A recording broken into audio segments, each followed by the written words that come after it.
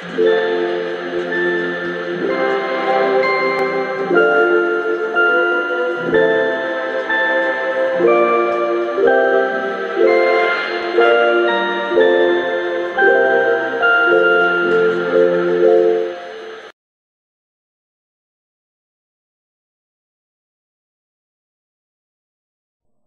ἀρχῇ είναι ο λόγος, και ο λόγος είναι προς τον θεόν, και θεός είναι ο λόγος, οὗτος είναι εν ἀρχῇ προς τον θεόν.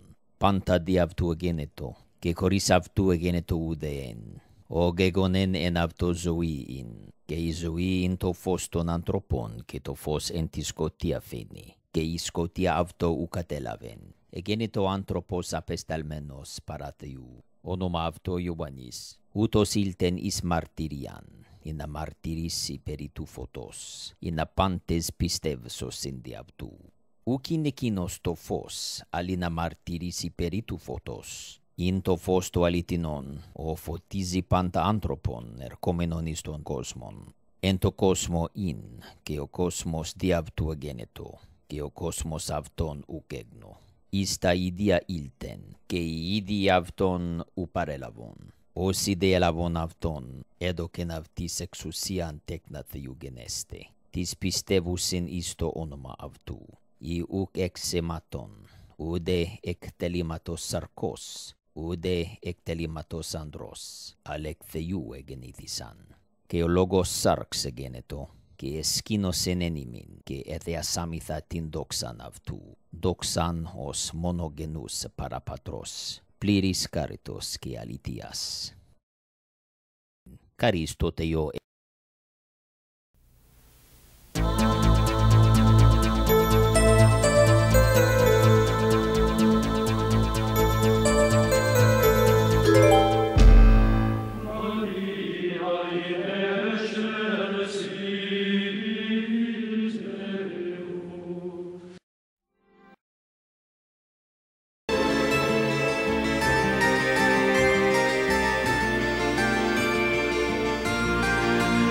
Greek artistic creativity is at the root of all Western figurative culture and has served as a continual point of reference during the course of its development. Greek artists were the first to consciously confront and resolve several basic themes, like the analysis of space, both as a surface and in 3 dimensions, the mathematical geometrical relationships that govern shapes, how to make them look natural, spatial placement and perspective, the problem of color, compositions, landscapes, and still life. One of the most essential and obvious of these themes, even for the non-expert in Greek sculpture, is the central importance given to the human figure and to the male nude in particular. This becomes the focal point to which every great classical artist returns, as though it were a kind of test by which he must measure his own ability, his own creative sensitivity, in an ongoing comparison between an abstract set of values on the one hand and traditional artistic norms on the other. Unfortunately, little remains of this outstanding artistic moment, insofar as most of the greatest masterpieces have been lost forever, or survive in Roman copies.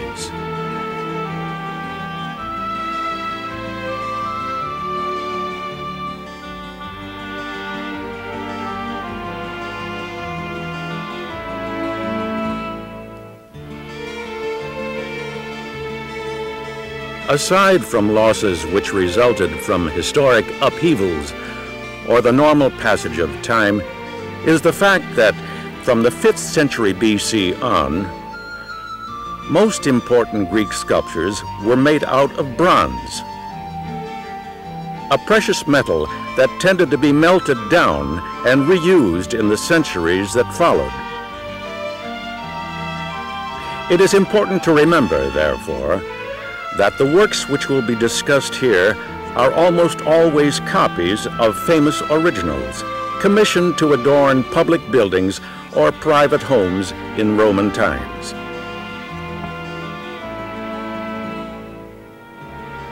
The attention accorded the male nude figure can be seen in what is the oldest example of Greek sculpture in the Vatican collection. The funeral relief, dating back to around 430 BC and depicting a young athlete accompanied by his slave boy, who is passing him the strigil and a vase of ointment.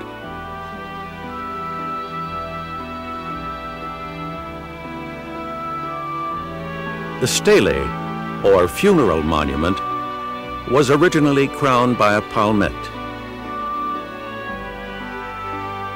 In just a few years, the analytical and abstract forms seen in the Ludovisi discus thrower give way to the fully dynamic image produced by Myron in the mid-5th century BC in his Discobulus.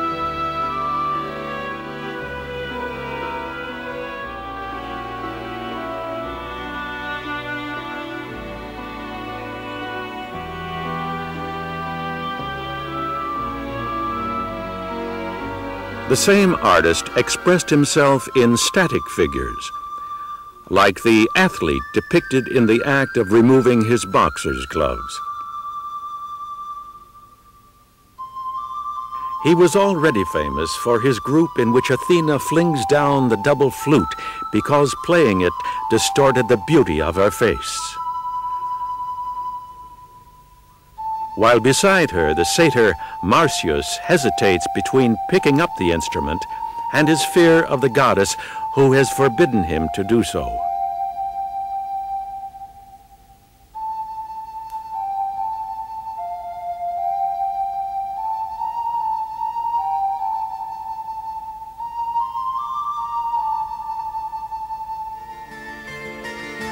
Polycletus, master bronze worker from Argos in the Peloponnese Peninsula, was a point of reference regarding both theory and practice for generations of Greek sculptors.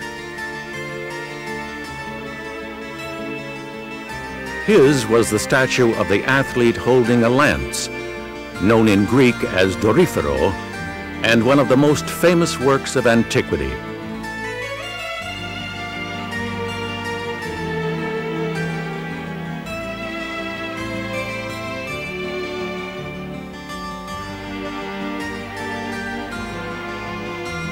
All Polycletus's work is marked by a sense of balance. Limbs that are alternately still and in movement, flexed and relaxed. The artist's constant research and experimentation of this theme can be seen in all the works that have been attributed to him. Representations of gods like Hermes and Heracles,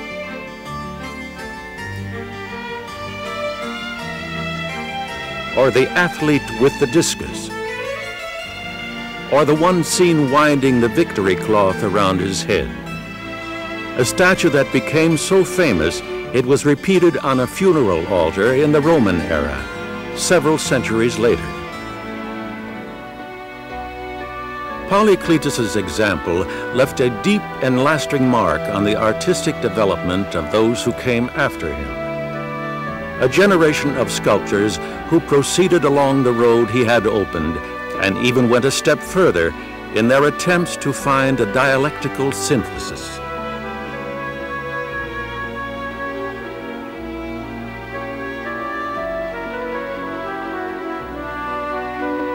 Although Greek culture was basically homogeneous, a sense of comparison and competition between different visions is revealed in the wounded Amazon kept in the Vatican museums. This Amazon by Phidias, resting her weight on her right leg so as to ease the pain in her wounded left, has long been recognized as a masterpiece.